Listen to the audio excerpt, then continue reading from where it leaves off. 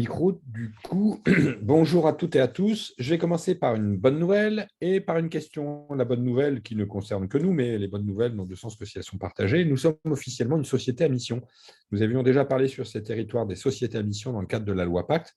Et bien, sur 618 sociétés à mission françaises déclarées, il y en a 12 qui ont été auditées, donc qui sont réellement reconnues comme telles. Et bien, c'est le cas depuis la semaine dernière. Voilà, je suis content de partager ça avec vous parce que pour moi, les sociétés à mission, c'est une priorité absolue pour les établissements de santé, et notamment les établissements de santé privés, puisque ça permet d'adopter un statut qui est très innovant, permettant de mettre en lumière la raison d'être, les objectifs et d'être contrôlé par un tiers extérieur.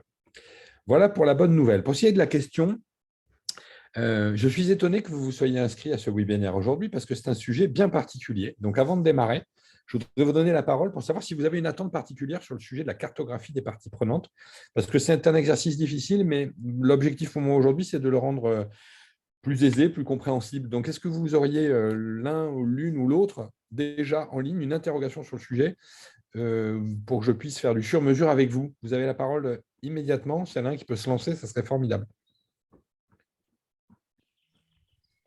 Bonjour, Isabelle Framery du groupe Santé Victor Pochet. Si personne ne se lance, ce n'est pas grave. Je vais directement glisser sur Laurent Oui. Chatagnon qui est en ligne Vous m'entendez pas? pour demander à Laurent qu'attends-tu de cette présentation.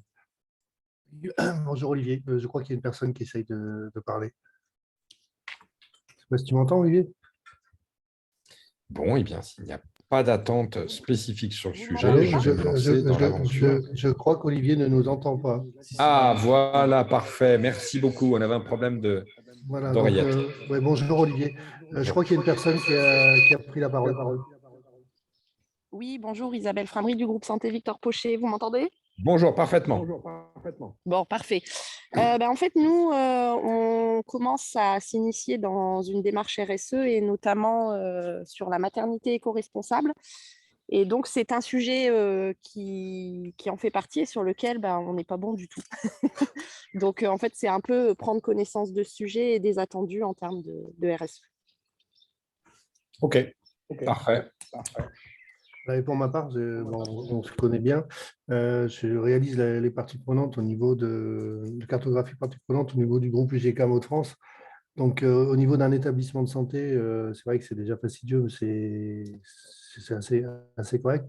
Mais c'est comment peut-on faire une cartographie des parties prenantes au niveau du groupe?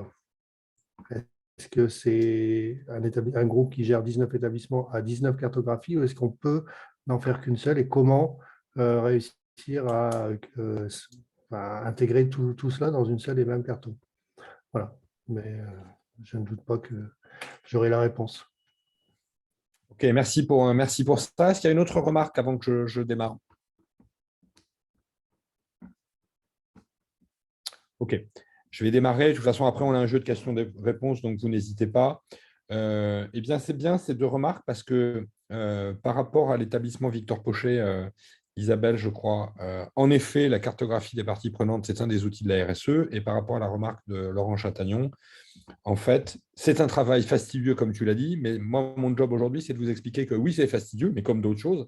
Mais en fait, il faut comprendre le sens de la démarche. Pourquoi? Une fois qu'on a compris le sens de la démarche, c'est en effet fastidieux, mais c'est super intéressant pour la suite si vous bâtissez une stratégie RSE. Donc, c'est ce que je vais essayer de vous transmettre comme message aujourd'hui. Et quoi qu'il en soit, vous aurez une synthèse sous forme vidéo de cette intervention. Donc, vous pourrez réviser en quelques termes. Alors, on va commencer par quelques définitions. C'est quoi les parties prenantes? C'est ce qu'il faut bien avoir en tête parce que c'est un terme un peu pompeux, il faut être clair. Il y a quelques années, on ne l'utilisait pas. Les parties prenantes, c'est l'ensemble des personnes physiques et morales qui sont concernées et qui peuvent influencer les décisions d'une entreprise ou d'une organisation. Les parties prenantes se distinguent par leur pouvoir qu'elles tirent de ce qu'elles apportent à l'entreprise ou à l'organisation et de ce qu'elles en attendent. Donc, c'est vraiment la notion de besoin, d'attente et de prise qu'il y a là-dessus. Et le poids de chaque partie prenante a des répercussions sur la gouvernance de l'entreprise ou de l'organisation. Vous voyez, je rajoute à chaque fois le mot organisation parce qu'on a en ligne des établissements qui sont sous forme associative ou ESUS qui ne sont pas forcément des entreprises au sens connu du terme. Donc voilà, les parties prenantes, personnes physiques ou morales. Les parties prenantes, il y en a deux types. Il y a les parties prenantes internes ou externes. on va rentrer dans le détail tout à l'heure. Les parties prenantes internes font partie de ce qu'on appelle de l'effectif de l'entreprise, donc les dirigeants, les salariés, les représentants du personnel, ceux qui composent l'organisation, alors que les parties prenantes externes sont extérieures, comme cela s'évoque, à l'entreprise ou à l'organisation. C'est les actionnaires, les banques, les clients, les fournisseurs, les sous-traitants, les concurrents, les pouvoirs publics, les politiques, les associations de consommateurs, les associations de quartier ou thématiques par rapport à son activité. Et ça, c'est pour rebondir sur la remarque que vous avez faite tout à l'heure, madame. Eh bien, l'identification des parties prenantes et le dialogue avec celles-ci, ça fait l'objet d'un chapitre entier de la norme ISO 26000 sur la responsabilité sociétale des organisations. Donc, la norme ISO 26000, c'est le Graal en termes de RSE. Ce n'est pas par là qu'il faut commencer, je vous le dis tout de suite, parce que c'est un peu rébarbatif. Mais en tout cas, on voit bien que la logique de l'identification et le travail des parties prenantes, ça fait partie de la norme. Donc, c'est vraiment le socle, le pilier, la base d'une démarche RSE digne de ce nom. La responsabilité vis-à-vis des parties prenantes, ça s'appelle la responsabilité sociale et sociétale des entreprises. Alors, à quoi ça sert de réaliser cette cartographie? La première étape, c'est d'identifier les parties prenantes internes et externes. Je vais vous donner des exemples. On les identifie, on les liste, et ça peut paraître évident, mais ce n'est pas si simple que ça au début. Deuxième élément, quand on a réalisé cette cartographie des parties prenantes internes et externes, c'est d'identifier les attentes et les besoins de chacun. Et ensuite, d'identifier en interne les réponses qu'on leur apporte. Et dès lors qu'on a fait ça, vous verrez, on est capable de sortir une matrice qui fait que cela définit la stratégie RSE d'une organisation. Alors, quelques exemples de parties prenantes internes avec des exemples d'attentes. C'est pour vous donner, cette grille, elle est pas mal parce qu'elle permet de donner quelques tendances. Alors là, dans l'exemple, ce sont des parties prenantes internes avec la direction générale, l'encadrement intermédiaire, les employés, les représentants du personnel. Il peut y en avoir d'autres, il peut y en avoir plein d'autres. On peut imaginer qu'on ait décrit celle-là au sein de son organisation. Alors, quelles sont les attentes de la direction générale? Vous les connaissez, il y en a d'autres, mais ça, c'en sont quelques-unes. La flexibilité, la mobilité du personnel, l'adhésion des syndicats ou des instances représentatives à la politique globale de l'entreprise, que les collaborateurs soient motivés, qu'il y ait une sorte de cohésion sociale et que l'établissement soit le plus attractif possible. Et puis, une notion de délégation, d'efficacité de l'encadrement intermédiaire. On peut dire que ce sont 4 exemples d'attente dans une organisation traditionnelle. Il y en a d'autres, encore une fois, mais ça vous donne une base. L'encadrement intermédiaire, là, il y en a beaucoup dans notre univers, du social, du sanitaire, du médico-social. La constance dans les décisions de la direction, par exemple, le respect de la hiérarchie et de la délégation, et puis la participation à la vision, au management, à la définition de la stratégie et à sa déclinaison. En ce qui concerne les employés, quelles sont leurs attentes? J'ai envie de dire, on les connaît, des rémunérations attractives, des conditions de travail qui sont attractives, et je pense que c'est même ce point-là qu'il faut mettre en numéro 1 aujourd'hui, au-delà même de la rémunération, les conditions de travail, la qualité de vie au travail, le sens du travail, ça fait partie aujourd'hui des priorités des jeunes collaborateurs que l'on recrute. La notion d'autonomie, de développement personnel, la formation continue, qui fait partie aussi des éléments d'attractivité les plus importants, et puis tout ce qui touche la participation, l'intéressement, l'épargne salariale, la reconnaissance par les supérieurs hiérarchiques, et tout ce qu'on appelle maintenant justement la politique sociale et environnementale, puisque ça fait partie même des nouvelles obligations, vous le savez, dans le Code du travail. L'entreprise doit informer ses collaborateurs des impacts sociaux, sociétaux, environnementaux de son activité.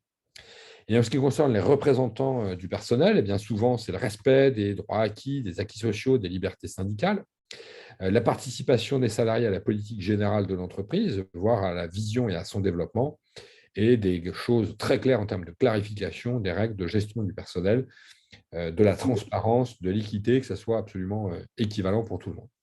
Voilà les exemples. Oui? Bon, je quitte, là. Pardon? Ça coupe aussi, là? Bah oui. Vous avez des problèmes de son? Oui. Donc, je continue. En ce qui concerne les parties prenantes externes, c'est le même exercice. Je vais vous présenter des exemples d'attentes. Alors, quelles sont parties prenantes externes les plus connues, eh bien, les fournisseurs, bien sûr, les clients ou patients ou consommateurs, et puis des structures du type banque, assurance, investisseurs, et puis le monde politique, la relation avec sa mairie, son agglomération, la préfecture. Alors, si on commence par les fournisseurs, qu'attendent-ils? Eh bien, le respect des contrats et la prévention des pratiques anticoncurrentielles, notamment. La confiance dans la relation et de la relation à long terme, c'est-à-dire on ne fait pas un coup chaque année en référençant un fournisseur en le pressant comme un citron, mais on est plutôt dans un partenariat et dans une dynamique de long terme. L'intégration dans un système de production en maîtrisant le processus d'achat, les délais, les transports, l'intégration bien sûr dans un système qualité, et puis que les fournisseurs aussi aient une politique sociale et environnementale en adéquation avec votre organisation. Les attentes des clients, des consommateurs, des patients, des résidents, eh bien, souvent, il y a la notion, bien sûr, de prix. On est tous sensibles à ça. Quel est le prix de la prestation? Et puis, il y a des attentes en termes d'innovation, de qualité de produit, de service après-vente. Alors, le service après-vente, ce n'est pas un terme joli dans le monde de la santé, mais pourtant, c'est complètement ça, hein. Je vois aujourd'hui des maternités dans lesquelles on a la possibilité de revenir une semaine, 15 jours après, pour des conseils en allaitement maternel au retour à domicile. Ou même en service avant-vente, entre guillemets, si on peut le dire comme ça. Vous avez des établissements qui ont mis en place des préparations à l'accouchement sur place, des centres infonaissance pour pouvoir conseiller la maman ou le papa pendant toute la période des 1000 jours. Donc, c'est tout ça qu'attendent aujourd'hui les consommateurs, les usagers, entre guillemets. Et puis, il y a tout ce qui touche les risques environnementaux, sanitaires liés aux produits ou aux services. Eh bien, quand je viens dans un établissement de santé, je veux que la qualité de l'air intérieur soit irréprochable, que je ne respire pas de composés organiques volatiles toxiques. Je veux des produits alimentaires qui soient sains, qui soient de bonne qualité. Je veux des produits d'hygiène et des produits chimiques qui ne soient pas polluants. Je veux des cosmétiques qui ne contiennent pas de perturbateurs endocriniens, des peintures ou de revêtements de sol qui ne contiennent pas ou ne relarguent pas de nanoparticules dans l'environnement. Bref, c'est le respect des réglementations sociales, environnementales, mais c'est aussi de bénéficier, de jouir de certifications de produits, d'avoir des produits de qualité, des écolabels et une traçabilité de tout ça pour qu'on ne soit pas sur de l'allégation ou du greenwashing, ou que l'on soit plutôt sur des choses avérées. Alors, quand je dis le mot greenwashing, je ne peux pas m'empêcher, ce n'était pas prévu, mais de vous dire le trophée que j'ai décerné sur LinkedIn hier soir à un fournisseur pour lequel on a décortiqué les fiches. C'est quand même assez hallucinant. J'ai un établissement qu'on accompagne sur sa politique d'achat qui nous a envoyé les produits pour la crèche ou la maternité, des eaux de Cologne sans alcool.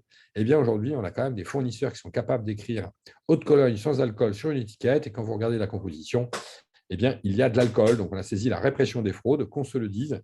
Sachez encore une fois que sur cette politique d'achat, sur cette stratégie RSE, il faut lire, décrypter la totalité des contenants et des contenus. C'est ce que nous avons fait ce matin avec Paul dans la logique de l'indice vert, puisque nous avons contrôlé plusieurs fournisseurs ce matin pour justement voir la véracité des allégations. Je referme cette parenthèse, mais c'est important dans la relation client, fournisseur et parties prenantes externes. En ce qui concerne les relations avec les investisseurs, les assureurs, les banques, les fonds d'investissement, hein, c'est de plus en plus le cas dans nos métiers, eh bien, c'est que la valeur de l'action se maintienne ou augmente, c'est l'efficacité et la transparence du management, c'est d'éviter les risques financiers, d'avoir une stratégie très précise et des investissements qui soient les plus rentables possibles, une fiabilité de l'information avec une transparence totale, des rapports fiables, des déclarations de performance extra-financière, ce qu'on appelle la DPEF, ou les rapports RSE pour les entreprises de plus petite taille. C'est d'avoir la garantie de la fréquence et de la réalisation de contrôles internes ou autres. Quand je vous citais tout à l'heure l'exemple de la société à mission, ce n'est pas anodin.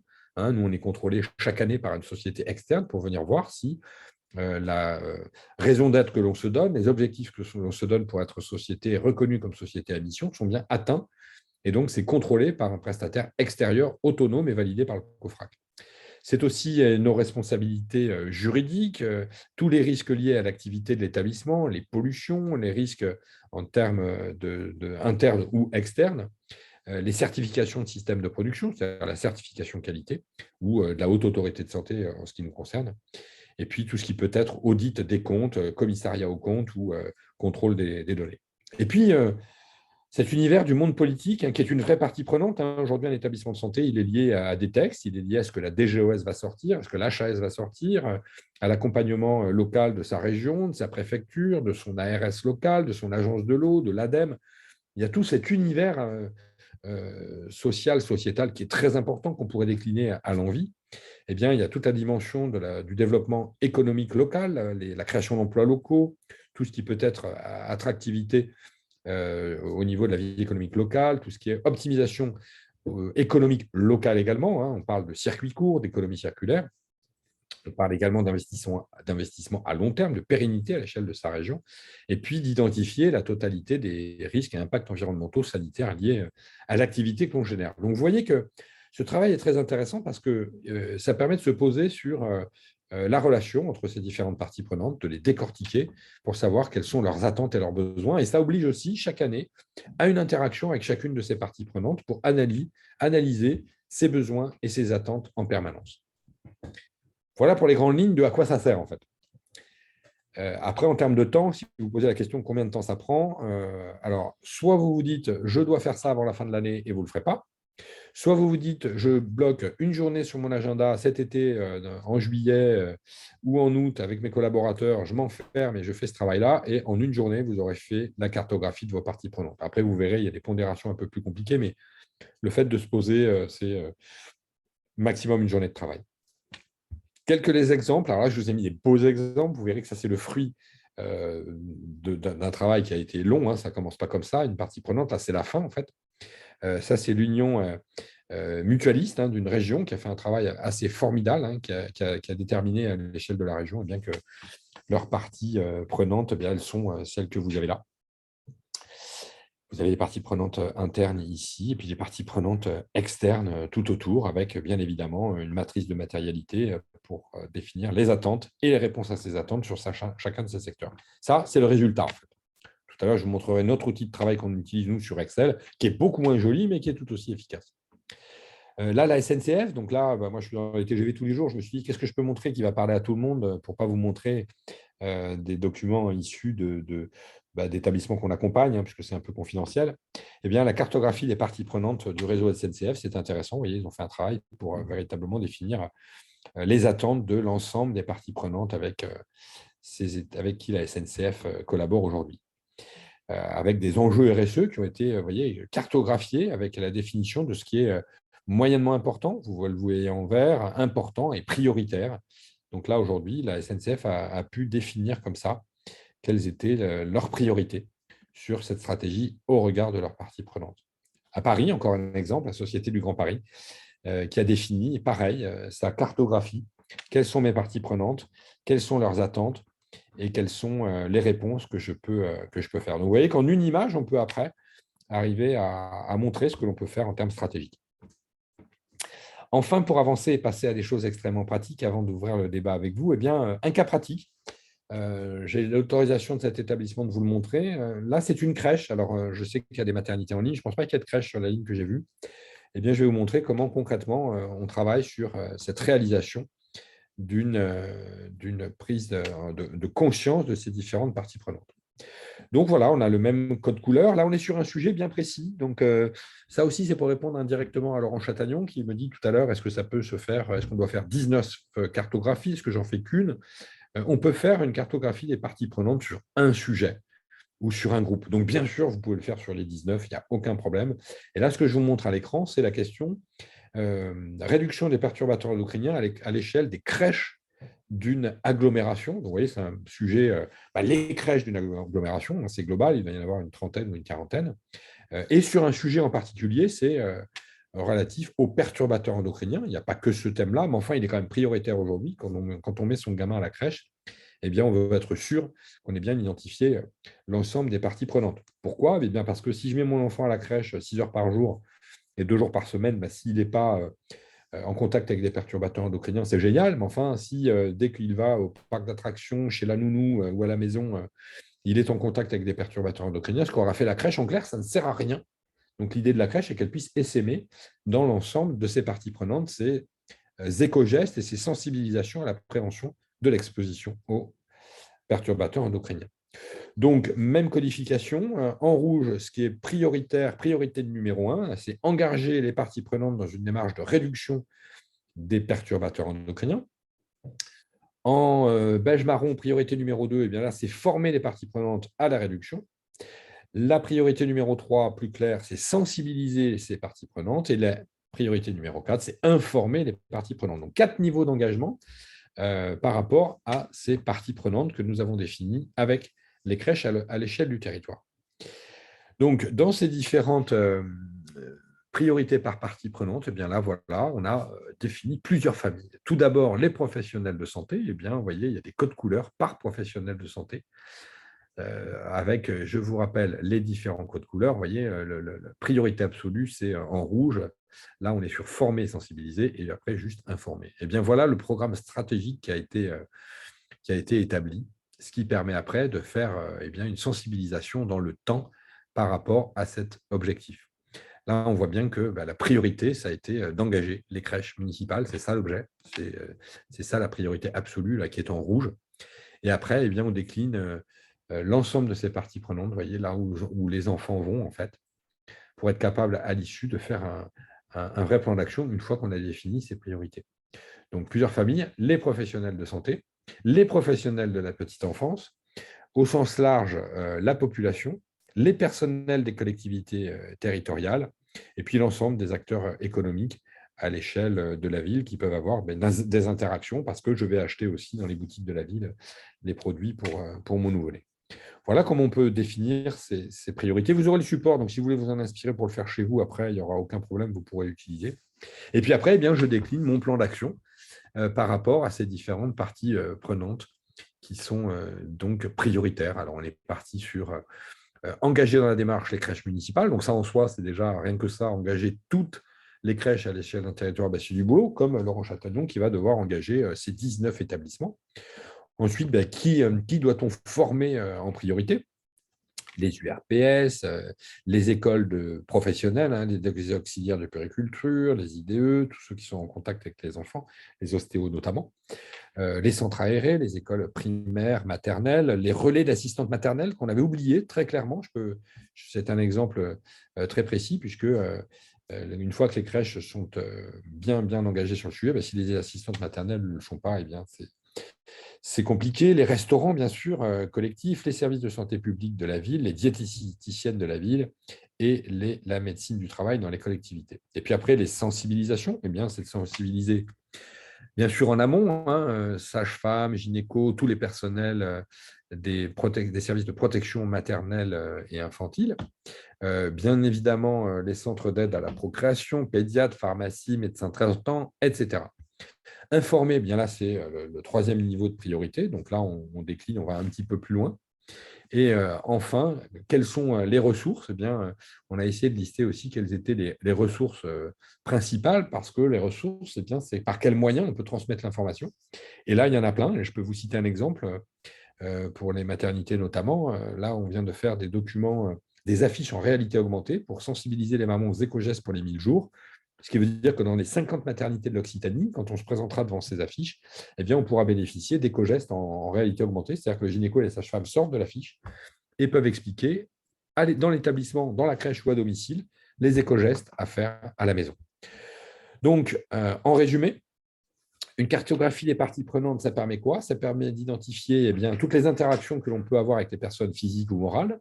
Ça permet après individuellement d'identifier leurs besoins et leurs attentes. Et ça nous permet en tant qu'organisation de définir quels sont, en fonction de leurs attentes et de leurs besoins, le niveau de réponse que l'on va pouvoir donner à ces différentes parties prenantes. Donc c'est un travail qui peut paraître un peu rébarbatif, mais pour moi, il est fondamental. Il ne l'était pas il y a quelques années. Je vous aurais parlé de ça il y a 10 ans, vous n'auriez pas percuté. Mais si on parle de ça aujourd'hui, moi, je vous engage vivement à prendre une journée cet été pour faire cette identification. C'est jamais fini, une cartographie des parties prenantes. Donc, ne vous fixez pas comme objectif de faire quelque chose de parfait. Le mieux est toujours l'ennemi du bien. Fixez-vous un rétro-planning, une journée de travail avec vos principaux collaborateurs. Ça peut être même l'occasion de travailler sous forme d'atelier avec l'encadrement global, le COPI, le CODIR, pour définir justement l'ensemble de ces parties prenantes, revenir vers elles pour leur dire, sous forme de questionnaire ou sous forme d'entretien, moi je préfère faire des entretiens physiques, pour leur demander bien quelles sont leurs attentes, et d'avoir un document qui soit après évolutif dans le temps. Et l'idée, c'est de le faire chaque année. Donc la première année, c'est un peu plus compliqué, parce qu'il faut bâtir cette trame. Et dès lors que la première année est passée, eh bien, c'est une mise à jour, parce que il s'avère que les attentes et les besoins des parties prenantes évoluent dans le temps. Vous le savez bien, vos attentes en tant que citoyen par rapport aux produits que vous consommez ne sont pas les mêmes aujourd'hui après la crise de la Covid, pendant une guerre qui va changer tout ce qui va toucher l'énergie, les matières premières, le coût de ces matières premières. Nos attentes évoluent, les attentes de l'ensemble des parties prenantes évoluent. Eh bien, il faut arriver à gérer cela dans le temps. Et en guise de conclusion, avant de passer aux échanges, plus vos organisations vont répondre aux besoins implicites et explicites de vos parties prenantes, plus vous allez gagner en termes d'image de marque, en termes d'attractivité, en termes de prise de part de marché et donc en termes purement économiques. Donc, définir ces parties prenantes, en faire une cartographie et répondre aux besoins implicites et explicites, c'est gagner par rapport à ses concurrents. Et je pense qu'on a tous besoin de cela dans nos organisations, sans compter le sens que ça donne, puisque ça participe aussi à donner du sens dans une organisation. Voilà, j'ai essayé de faire la présentation dans le temps qui m'était imparti. Maintenant, l'idée, c'est qu'on puisse le plus possible échanger entre nous pour répondre à vos éventuelles interrogations. Je vous repasse la parole. Vous l'avez, n'hésitez pas, sous forme de questions. Là, pour l'instant, je n'ai pas vu de questions dans le chat. Pendant que je vous parlais, je n'ai pas suivi le chat, donc peut-être qu'il y en a. Non, il n'y en a pas. Je me permets une question, Laurent Saint-Agnon. La cartographie, ça doit également servir d'outil de communication. On voit rarement sur des sites d'établissements de santé la cartographie des parties prenantes réalisées. Alors, en effet, parce que je vais être très clair, la cartographie des parties prenantes, ce n'est pas implicite dans le monde de la santé. Voilà. Il y a très peu d'établissements qui l'ont fait véritablement, qui ont fait ce travail-là, il faut être honnête. Les établissements sont partis dans d'autres dimensions. La RSE, on l'a plutôt pris par des thématiques. Voilà, je vais travailler sur les déchets, je vais travailler sur la qualité de vie au travail, je vais travailler sur ma politique d'achat. Mais on n'est pas parti sur une cartographie des parties prenantes en identifiant les besoins. Je pense que maintenant, c'est mûr. Ce n'était pas mûr il y a 10 ans. Il me semble que maintenant, c'est mûr. Alors, c'est en effet un outil de communication, si et seulement s'il y a un vrai plan d'action. Ce qui est très dangereux à mon sens, c'est de faire un joli document. Vous voyez, je vous en ai montré des jolis. Je ne vais pas rentrer dans les détails. J'ai trouvé des magnifiques cartographies de parties prenantes dans des organisations qui ne font rien en termes de RSE. Donc, attention, le danger de ce genre de support quand c'est fait pour de la com, attention à ce que ce ne soit pas du greenwashing, parce qu'inéluctablement, ça nous pète dans les doigts après. Parce que si on dit des choses qu'on ne fait pas, c'est pire. Donc, oui, c'est un outil de communication quand c'est abouti en termes de résultats mesurables, quantifiables, et non pas juste du déclaratif. Mais c'est encore quand même beaucoup considéré comme quelque chose de pas vraiment réglementaire, c'est pas vraiment le terme, mais moi je vois au niveau de l'assurance maladie, beaucoup d'organismes l'ont fait. On travaille beaucoup sur le réseau d'assurance maladie RSO. Et beaucoup sont venus me demander des indications pour pouvoir faire leur cartographie, et certaines caisses primaires me disent nous on l'a fait, voilà, le document il date de 2017, 2018, ils l'ont fait et ils sont contents, ils sont fiers comme des crottes, mais il n'est pas systématiquement revu tous les jours, il n'est pas réactualisé, il n'est pas mis au goût du jour, et surtout si plan d'action il y a, j'en ai vu aucun derrière une cartographie. Oui, je te rejoins complètement. C'est pour l'instant plus un outil de marketing qu'un outil de pilotage. Pour moi, c'est un véritable outil de pilotage qui peut permettre après, encore une fois, de faire une belle communication. Mais à la base, il ne faut pas se tromper sur l'objectif. C'est comme souvent, c'est toute l'ambiguïté dans le monde de la santé des établissements à but lucratif et le pendant, les sociétés à mission. C'est-à-dire qu'il ne faut pas confondre l'objectif et le moyen. Gagner de l'argent, avoir du chiffre d'affaires et faire de la marge, ce n'est pas un objectif, c'est un moyen pour développer et innover. Voilà. Là, c'est un petit peu la même chose. La cartographie des parties prenantes, ce n'est pas tant un objectif de communication, c'est un objectif et un levier de gouvernance, de plan d'action pour répondre aux besoins implicites et explicites qui évoluent dans le temps. Donc, une cartographie qui n'évolue pas dans le temps, c'est exactement ce qu'on a traité le mois dernier, c'est-à-dire qu'on a travaillé sur la cartographie des achats. Je vous rappelle le principe, qui achète quoi et à qui. Ça évolue chaque année. Moi, à chaque fois que je fais une cartographie d'achat dans un établissement, quand je passe l'année d'après, ça a évolué, ce n'est plus forcément les mêmes personnes, on n'achète plus forcément exactement les mêmes choses aux mêmes prestataires. Donc, le qui achète quoi et à qui, c'est pareil, il doit y avoir une révision annuelle. Donc, la première année, c'est plus compliqué parce que bâtir les trames que je vous ai montrées là, bien évidemment, ça prend du temps au début. Quand on est en phase 2 de mise à jour, c'est beaucoup plus simple. Et en plus, ça peut se faire tout au long de l'année, ça peut se lisser. On n'est pas obligé de se dire, je me bloque tel temps ou tel temps. Non, je peux avoir, au fur et à mesure de l'année, pendant mes rencontres avec les différentes parties prenantes, eh bien, leur redemander quelles sont les attentes par rapport au service qu'on leur offre. Et une fois que c'est fait, je veux dire, en continu, au fil de l'eau, ça n'est plus un travail en soi, c'est implicite. Voilà. C'est exactement comme le recueil des données énergétiques. Là, je vois que toute la profession est en panique parce que personne n'est à jour sur la loi Elan et le décret tertiaire pour saisir sur les données des années de référence et des années 2021 sur la consommation d'énergie. Donc, tout le monde est en panique parce qu'on ne l'a pas anticipé, alors que c'est dans la loi depuis 2009. On le découvre aujourd'hui, mais c'est en 2009. Si à chaque fois qu'on reçoit une facture d'énergie, on a un petit tableur Excel dans lequel on rentre les kilowattheures et les mètres cubes, on appuie en fin d'année sur le bouton, voilà, il y a 5-6 factures par an et vous avez votre consommation d'énergie. Quand on ne le fait pas et qu'on doit faire rétroactivement ça sur 10 ans, ouais, c'est la panique. C'est pareil sur la cartographie des parties prenantes. Je pense qu'il est important d'en comprendre les contours et l'enjeu. Ce n'est pas une obligation de plus, pardon, ce n'est pas un emmerdement de plus. Non, c'est vraiment un outil de pilotage et de gouvernance qui va faire gagner du temps et qui va vous faire gagner en termes d'image de marque, de sens, d'attractivité. Donc, c'est un véritable outil de pilotage.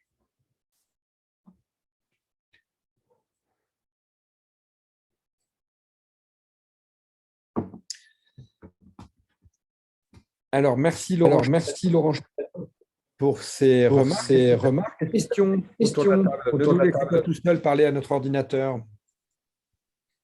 Oui, petite question. Donc, Isabelle, groupe Santé Victor Pochet. Du coup, pour initier la démarche, c'est peut-être plus simple de partir sur une thématique, genre les perturbateurs endocriniens, justement. Alors, vous, si vous êtes… Alors, Victor Pochet, ça n'est pas qu'une maternité. Non. Voilà, mais… C'est parce qu'on par la maternité, mais voilà, après… tout à fait. Absolument. Mais je connais bien votre établissement, vous avez fait déjà des quantités de choses.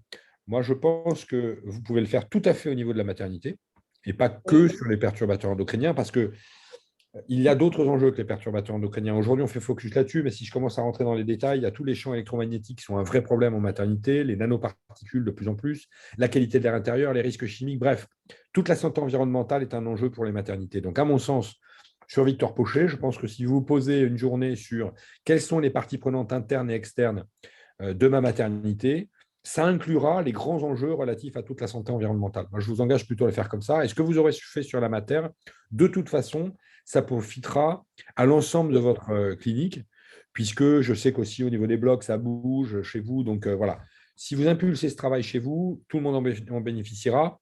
Mais je ne pense pas que l'objectif là soit de le faire exclusivement sur le perturbateur endocrinien. C'était l'objectif sur les crèches de Béziers, puisque le maire nous avait dit moi, je veux des crèches sans perturbateur endocrinien. Voilà, c'était l'objectif. OK.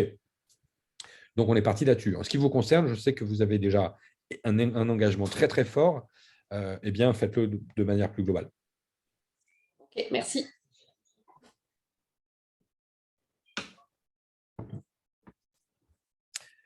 D'autres questions? Une petite question. Quels sont les différents types de personnes qu'on met autour de la table pour réaliser une cartographie complète? Alors, très difficile de faire une réponse parce que là, il y a des établissements de tout type autour de la table en ce moment, à l'heure où on parle sur le webinaire, hôpitaux publics, privés, EHPAD, centres de rééducation fonctionnelle, cliniques privées. Voilà. Alors, ça dépend de plusieurs choses. Un, de l'activité de l'établissement, deux, de sa taille. Si je suis une pharmacie avec 10 salariés, je prends le gérant et une collaboratrice, ça suffit. Si je suis un hôpital avec 1500 salariés, voilà, donc la cartographie des parties prenantes, il faut bien évidemment des RH pour les parties prenantes internes. Alors, je ne parle pas, bien sûr, direction adjointe, ça c'est implicite.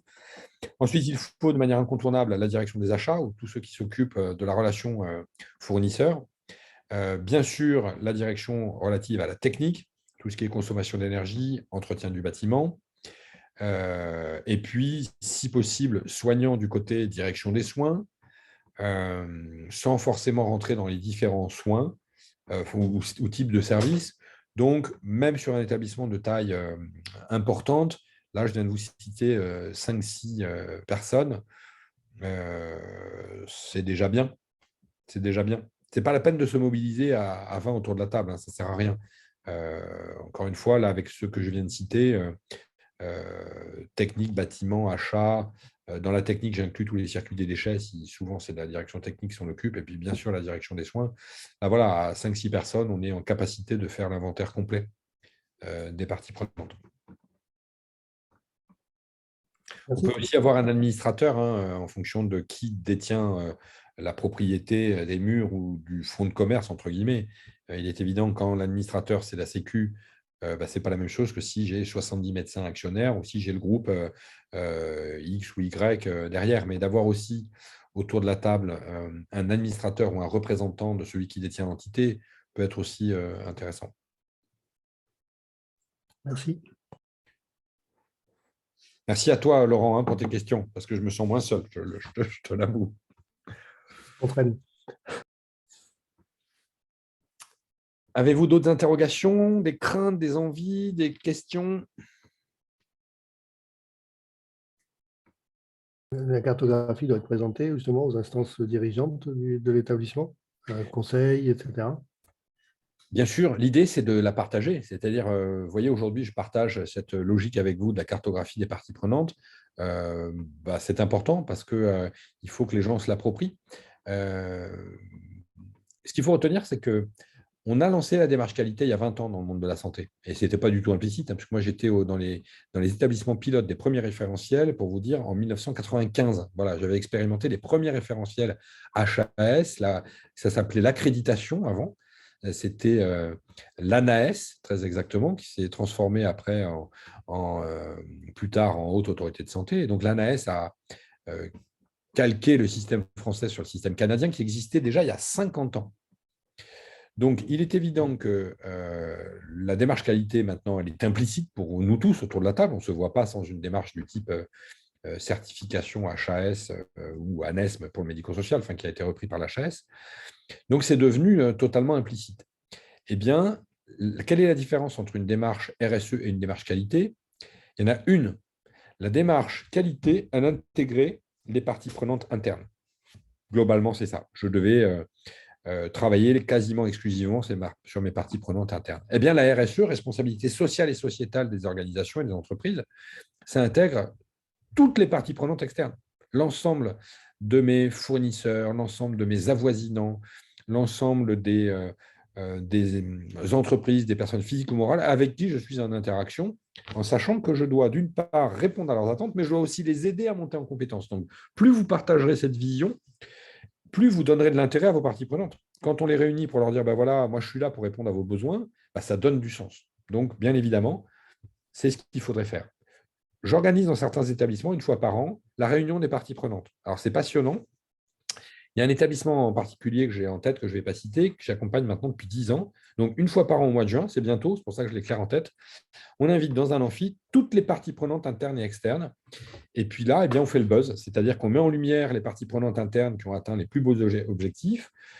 Pareil avec les parties prenantes externes. Et puis, on échange sur l'évolution des besoins. C'est passionnant parce qu'en fait, on crée une espèce de communauté, un écosystème où tout le monde se parle, où tout d'un coup, l'ASH qui utilise des produits lessiviels ou des procédés alternatifs du type vapeur ou microfibre à eau, rencontre tout d'un coup le fournisseur ou l'inventaire d'un procédé ou le labo qui s'aperçoit que, en fait, on a de très bons résultats avec ces procédés alternatifs. Voilà, ce sont des temps d'échange majeurs parce que personne ne crée cette synergie dans un environnement. Donc là, c'est vraiment mettre tout son écosystème en même temps, au même moment, autour de la table. Voilà, je crois, Laurent, que vous avez des projets de ce type.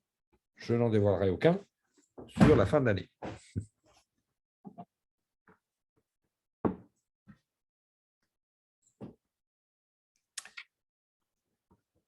D'autres interrogations? Eh bien, s'il n'y en a pas, je vais, moi, vous poser des questions. Allez, Madame Rani Lassalle, je vois que vous êtes en ligne, vous êtes une des fidèles de ces webinaires. Je crois que vous n'en avez pas loupé un depuis 2 ans. Et je sais que vous vous engagez dans une démarche. Qu'est-ce que ça vous évoque? Et si jamais vous prenez la parole, n'hésitez pas à allumer votre micro parce que je vois qu'il est coupé.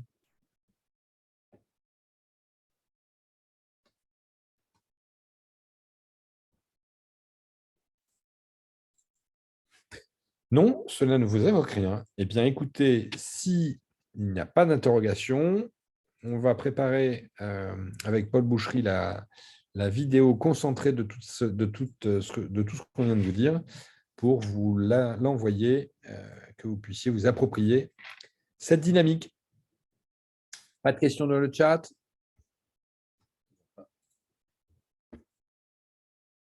Parfait. Bien, écoutez, dans ce cas-là, nous allons, entre guillemets, rendre l'antenne et rester à votre disposition avec Paul. Si vous avez besoin de questions par après, Paul et moi, on est en capacité d'assurer le service après-vente si vous nous envoyez un petit mot. Voilà, bien sûr.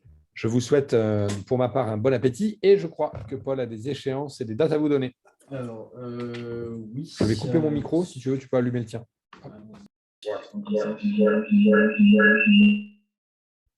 T'as coupé ton micro, c'est bon. Voilà. Alors, oui, moi je voulais vous parler des prochaines dates qui concernent le mois de juin. Donc, dans le service RSE, on a également nos fournisseurs qu'on accompagne sur les stratégies. Et donc, à cette occasion, on aura un événement le 22 juin qui est la commission RSE, qui consiste à justement sur la cartographie des parties prenantes pour les parties prenantes de nos fournisseurs à nous, de CAP, à identifier leurs attentes et leurs besoins. Et, excusez-moi, je me suis trouvé, c'est pour les adhérents, donc pour les établissements de santé dont vous faites partie. Et donc, on guidera l'exercice sur 3 catégories. Les catégories du bio-nettoyage, du gaspillage des soins, et sur une 3e catégorie que je n'ai plus en tête, mais qui vous sera rappelée en élément de communication par mail et sur le site CAP. Donc voilà, ça c'est un événement auquel je vous invite à participer. Et enfin, je vous annonce, ça c'est pour beaucoup plus tard, et là cette fois c'est pour les fournisseurs. En septembre, donc ça arrivera très vite après l'été, mais en septembre, on aura un événement sur ce qu'on appelle la journée des fournisseurs, qui voilà, cette fois consistera à faire une présentation des performances et des engagements RSE des fournisseurs CAP. Et donc, voilà, c'est un autre événement qui arrivera plus tard. Voilà, un dernier point, et je vous quitterai là-dessus. Donc, tous les mois, on a des rendez-vous RSE, et donc le prochain rendez-vous RSE aura lieu juste retomber dessus, excusez-moi.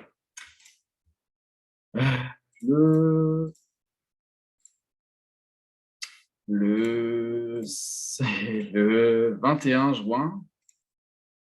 La commission RSE? Non, le rendez-vous RSE. Le 22 juin. Le 22 juin, pardon. Le 21 juin, c'est la fête de la musique, on ne sera pas en capacité d'assurer. Donc, c'est le 22 juin. Voilà, donc on vous invite à nous retrouver à cette date-là. Et je vous libère maintenant et vous souhaite une bonne après-midi. Au revoir tout le monde. Au revoir tout le monde.